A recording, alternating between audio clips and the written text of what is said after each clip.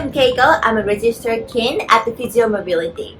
The weather is getting much nicer, so I think people like to take a walk. So today I'd like to show you how to use the walking pole. So I have a couple of tips I'd like to show you. First of all, you like to adjust this pole according to your height. So you can tell either it shows you either centimeter or either you can see in inch.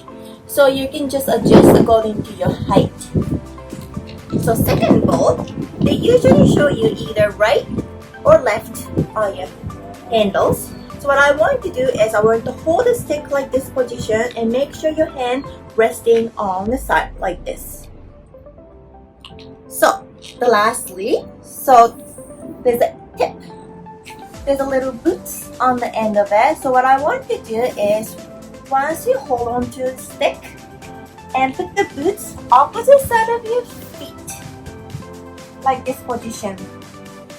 So make sure it should be behind the feet and then elbow should be open to 45 degrees.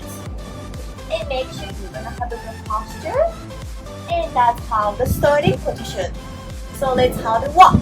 And each time you're gonna step, you're gonna push. So that's how you use a stick. Have a good day.